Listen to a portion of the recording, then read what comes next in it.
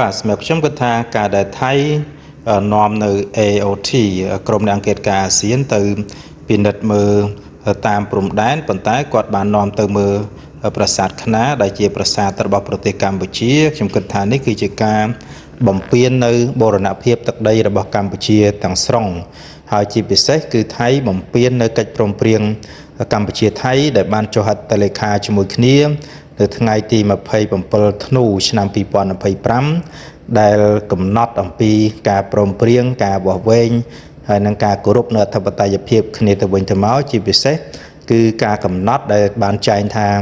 អនុញ្ញាតឲ្យក្រមបច្ចេកទេសនៃប្រទេសទាំងពីរធ្វើការវាស់វែងហើយនឹងមិនមានការរំកិលទ័ពក៏ដូចជាមិនមានការពាត់ដីយោណាអាហ្នឹងគឺកិច្ចព្រមព្រៀងលម្អិតនៅថ្ងៃទី27ធ្នូបានចែងយ៉ាងពិស្ដារហើយម្យ៉ាងមួយវិញទៀតយើងបានដឹងហើយថាព្រំដែននៃប្រទេសកម្ពុជាគឺបានកំណត់ច្បាស់លាស់ហើយជាមួយគ្នានោះគឺតាំងពីការដែលកិច្ចព្រមព្រៀងបារាំងសៀមឆ្នាំ1904ហើយនិង1907ដែលបារាំងក្នុងនាមជាអាណាព្យាបាលរបស់កម្ពុជាបានចុះជាមួយសៀមនៅពេលនោះគឺមានការកំណត់ហើយនឹងការវាស់វែងជាអន្តរជាតិហើយជាពិសេសមួយទៀតនៅពេលដែលយើងសម្រាប់នៅតុលាការយុត្តិធម៌នៅឆ្នាំ1962នោះក៏បានយោងទៅដល់សន្ធិសញ្ញាអនុសញ្ញាហើយនឹងឯកសារអន្តរជាតិដែលមានដែរស្ដីអំពីព្រំដែនកម្ពុជាថៃអញ្ចឹងនៅពេលដែលថៃគាត់នាំ AOT ហើយចុះទៅពិនិត្យគាត់ប្រើពាក្យថាពិនិត្យព្រំដែនប៉ុន្តែចុះទៅលើបូរណភាពទឹកដីរបស់កម្ពុជាជាពិសេសប្រាសាទខ្នាដែលមានឯកសារជាច្រើនបានចារបញ្ជាក់ថាគឺជាប្រាសាទកសាងដោយព្រះមហាក្សត្ររបស់ប្រទេសកម្ពុជានេះគឺជាការរំលោភនៅអធិបតេយ្យភាពប៉ុន្តែនៅក្នុងនេះខ្ញុំចង់បញ្ជាក់ជូនចេះគឺយើងបានដឹងហើយថារដ្ឋាភិបាលថៃនៅក្នុងពេលថ្មីនេះគឺបានអនុម័តនៅកញ្ចប់ថវិកាដ៏ធំដើម្បីធ្វើយុទ្ធនាការជាអន្តរជាតិខាងផ្នែកសារព័ត៌មានអញ្ចឹងការយើងដឹងហើយថ្មីហ្នឹងថៃបានអញ្ជើញអ្នកកាសែត ABC ផងហើយក៏បានអញ្ជើញអ្នកអង្កេតការអាស៊ានដើម្បីចុះទៅពិនិត្យតាមព្រំដែនប៉ុន្តែជាក់ស្ដែងពិនិត្យនៅដែនដីដែលគាត់បានឈ្លានពានទឹកដីរបស់កម្ពុជាអានេះគឺជាយុទ្ធសាស្ត្រមួយនៃការឲ្យមានគេថាបន្លំស្មារតីដើម្បីឲ្យមានការភ័ន្តច្រឡំជាអន្តរជាតិពីព្រោះនោះគឺជាយុទ្ធសាស្ត្រមួយដែលថៃគាត់ចង់ឲ្យសហគមន៍អន្តរជាតិយល់ឃើញថាដីដែលថៃឈ្លានពានពីប្រទេសកម្ពុជាគឺជាបូរណភាពទឹកដីរបស់ថៃអញ្ចឹងជាធម្មតានៅពេលណាដែលអ្នកអង្កេតការអាស៊ានចុះទៅគឺមានការថតរូបមានការធ្វើព័ត៌មានផ្សព្វផ្សាយផ្សេងហើយជាពិសេសគឺបានបញ្យល់ថានោះគឺជាដីរបស់ថៃអញ្ចឹងនេះគឺជាតាក់ទិចមួយនៃការធ្វើឲ្យមានភាពភ័ន្តច្រឡំចំពោះបូរណភាពរបស់ប្រទេសកម្ពុជាហើយថៃក៏ព្យាយាមលៀងខ្លួនអំពីប្រទេសនៃការឈ្លានពានទៅជាប្រទេសមួយដែលការពារអធិបតេយ្យភាពរបស់ខ្លួនឬក៏ជាជនរងគ្រោះឲ្យចឹងទៅពីព្រោះថៃគាត់ពូកែបរិយាយកុហកបំភ្លើសជាអន្តរជាតិណាស់អ្នកដែលមិនបានដឹងរឿងច្បាស់លាស់អាចជឿជាក់ទៅតាមសារទៅតាមបច្ចេកទេសទៅតាមព័ត៌មានដែលថៃបានបញ្ជូនទៅអញ្ចឹងខ្ញុំគិតថាខាងសហគមន៍អាស៊ានជាពិសេស AOT អ្នកដែលមានតួនាទី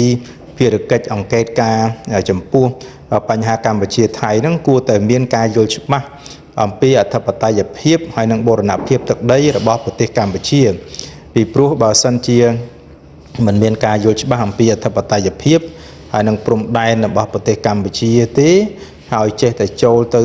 ពិនិត្យហើយជឿទៅតាមការបង្ហាញរបស់ថៃនោះវានាំឲ្យមានការបាត់បង់នៅសាមគ្គីភាពឬក៏បាត់បង់នៅការគោរពអធិបតេយ្យភាពរបស់កម្ពុជាដែលជាសមាជិករបស់អាស៊ានដូចគ្នាដូចខ្ញុំបានបញ្ជាក់ជូនខាងដើមហើយថាព្រំដែនកម្ពុជាគឺជាព្រំដែនអន្តរជាតិដែលមានការទទួលស្គាល់ជាអន្តរជាតិចឹងទេខាងអាស៊ានឬក៏អ្នកអង្កេតការអាស៊ានគួរតែមានភាពច្បាស់លាស់ចំពោះកិច្ចការនេះហើយក៏គួរតែបង្ហាញនៅការគោរព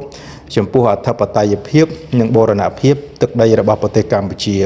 ប៉ុន្តែនៅក្នុងចំណុចនេះក៏ខ្ញុំចង់ជូនជាយោបល់ដែរថាខាងរដ្ឋាភិបាលថៃ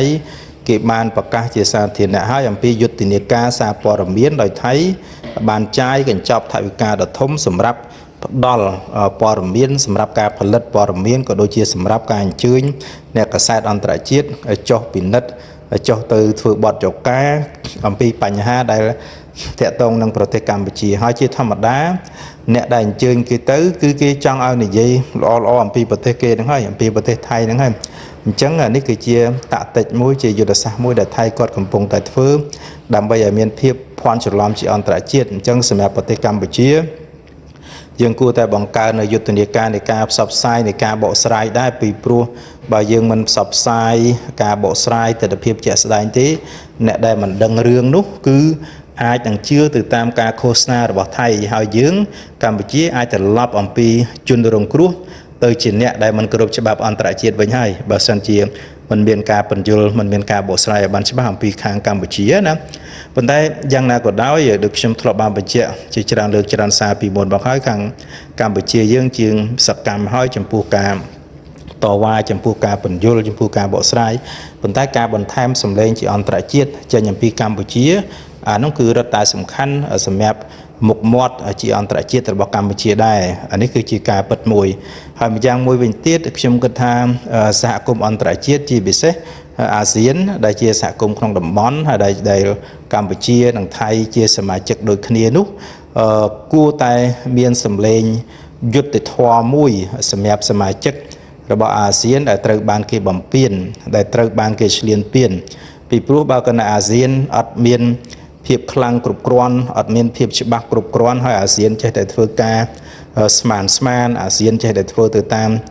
ការរៀបចំរបស់ប្រទេសណាមួយនោះគឺនឹងបង្កើតនៅភាពអយុត្តិធម៌ចំពោះសមាជិកអាស៊ាន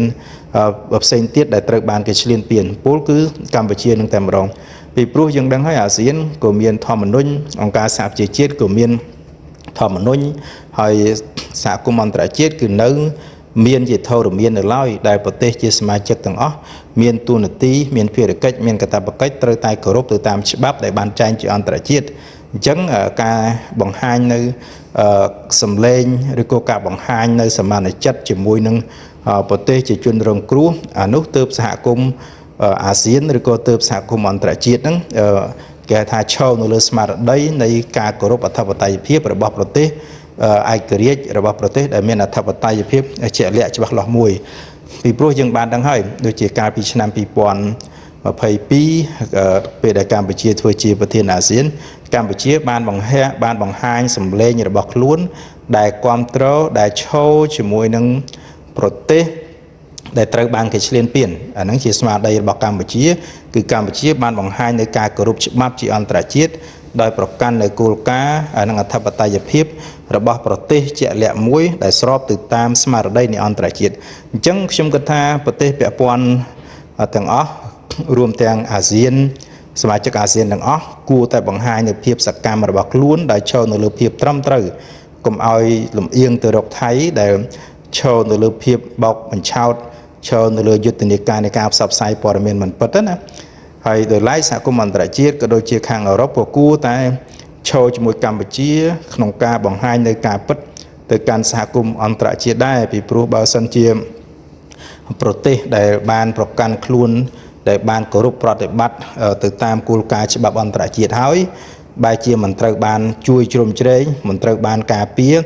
អានឹងថ្ងៃក្រោយទៅអត់មានប្រទេសណាដែលនឹងផ្ដល់តម្លៃចំពោះច្បាប់អន្តរជាតិខ្លាំងទៀតនោះទេពីព្រោះបើសិនជាម្នាក់គិតអំពីប្រយោជន៍ផ្ទាល់ខ្លួនគិតអំពីប្រយោជន៍របស់ជាតិសាសន៍ខ្លួនហើយប្រងើយកន្តើយចំពោះច្បាប់អន្តរជាតិចំពោះស្មារតីអន្តរជាតិអញ្ចឹងថ្ងៃក្រោយទៅគឺអាចជារឿងលំបាកមួយសម្រាប់សហគមន៍អន្តរជាតិទាំងមូល